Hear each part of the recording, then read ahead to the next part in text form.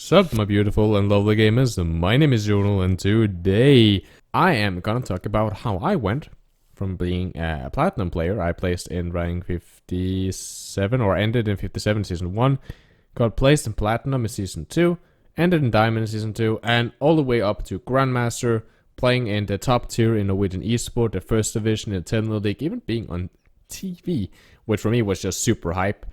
A great experience.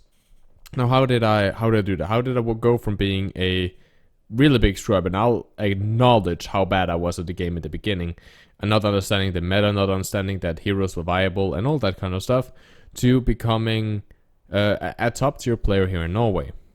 Now, I'll first talk about my team mentality, because that built a lot around the same, and then I'll talk about myself, how I improved, and hopefully how you guys can improve as well. I will take a lot of the stuff that I did, and try to translate that over to drills or stuff that you can do without a proper team if you don't have one. Now, I'll start on my team because I do believe that the reason that I became so good was because I was playing on a team, especially later on when we started scrimming. And yes, we actually didn't scrim in the beginning of when I made the team, which is really stupid now that I think about it. I didn't know about that. This was my first competitive game, but especially when we start scrimming, that really helps improve a lot. And being surrounded by like-minded people of same skill or higher really helps you improve. Now, when it comes to the team, the biggest thing was mentality. One of the bigger thing was always improving, of course.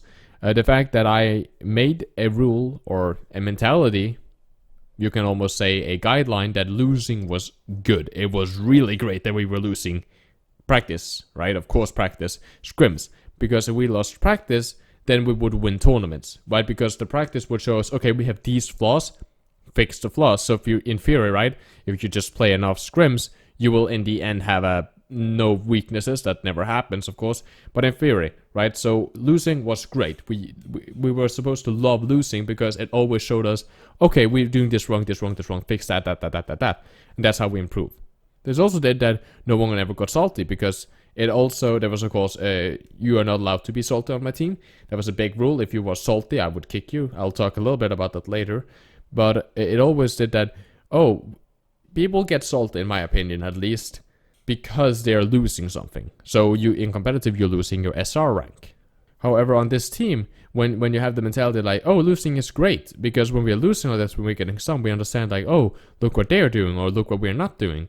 Let's fix that, and therefore we always kind of gain something. That way, it was a good way to keep people also positive. We also had a feedback system, which was, it had been iterized and tried different ways, been a lot of like new ways of trying to do this system. But in the beginning especially, it was after every scrim we had a debrief, which took way too long, that's why we changed it. But essentially I would ask each individual player, how did you feel? How did you feel? How did you feel? How did you feel? What do you think went good?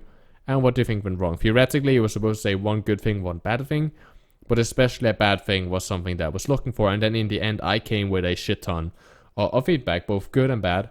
And you had to own it. Like, if I gave someone feedback, let's just say one of my healers, I've again just said, I don't feel I'm getting enough healing or enough support for my team. Okay.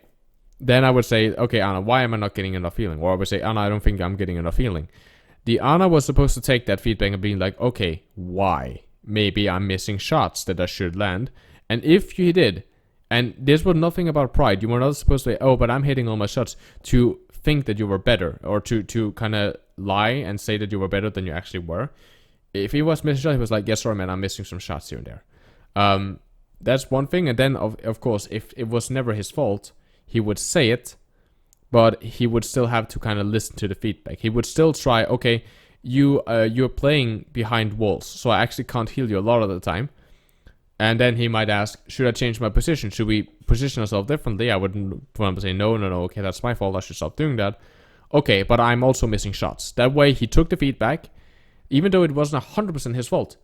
It was mainly my fault for being behind walls, but if he also understood I'm missing shots, and he would say, yeah, I'm missing shots as well, that doesn't help it. So you change that, I'll change this, and that's way both improve.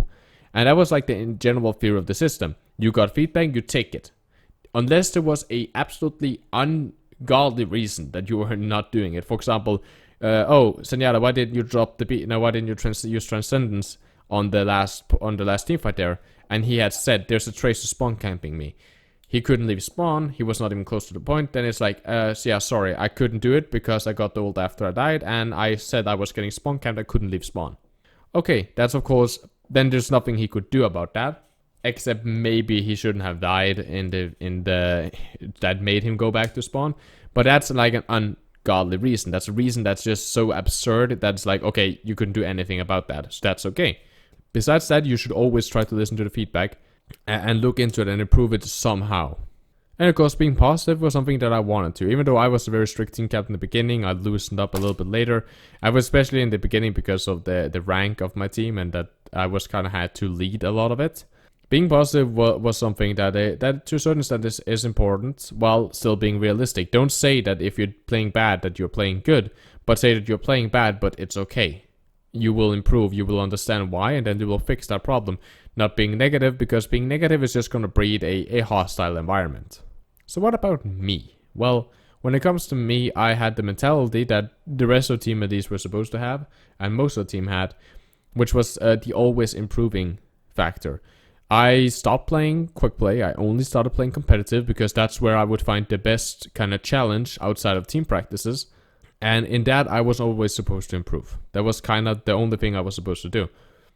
I was not supposed to care about losing my games. My rank didn't mean anything to me. The only thing I was supposed to care about was improving and improving and improving. Playing better, understanding my mistake. And every time I lost a comp game, I was supposed to understand why. Every time I died, why did I die? Every time I got a kill, why did I get a kill? How did I get into this amazing position? If I did a good Dragon Blade, why was that Dragon Blade so much better than the Dragon Blade 2 team fights before? Why was those two different? And that also did that I got all the mentality, all the thinking that I have for this YouTube channel, which is really fun. The way that, you know, you have to think like that is, every time something bad or good happens, why does it happen? Is there a rule? Is there a concurrency? Something that I can link that is happening in both scenarios all the time. I die every time I use my dash and don't get it back. Okay, don't dash if you can't get it back, right? All of this stuff is the stuff that you kind of needed to think about, and that way is always improving. That's something that you guys, of course, can take with you. Then it was the fact that everything is practice. I killed hundreds and hundreds of Anabots.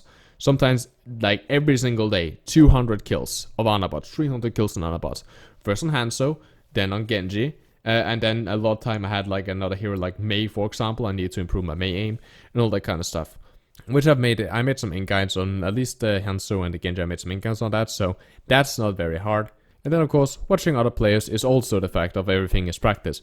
Watching pro tournaments to kind of understand the meta, understand how they play, and instead of just like watching for entertainment, kind of like look at why, how do they play, how do their respective role. I'm a flex DPS, I'm the Genji. How do their Genji play compared to my Genji?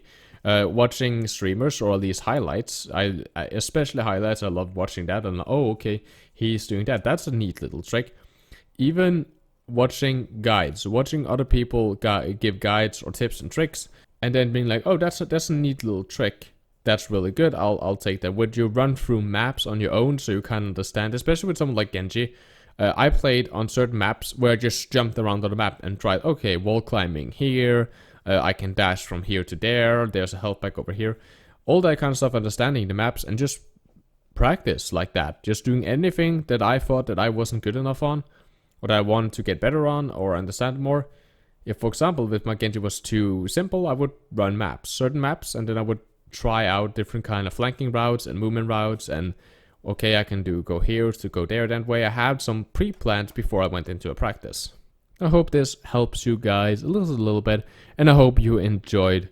If there's any question, as always guys, jump them down in the description, or watch me when I go live on Twitch, link down description with timestamps and everything, and you can ask me questions there and directly to me there, and I will try to answer or even show it live on that, because there I can actually give you the attention that I want to, compared to what I can do if you guys send me an email or Discord message. I will either ignore it or give a very short answer to it, because I just don't have time and resources to answer everyone in DM. So coming live to me, ask me at Twitch, that way I can educate both you and show you, or at least answer a question, and the opposite way around. Now as always guys, thank you for the support. My name has been Jonal. Stay positive and keep the enemy in your crosshair.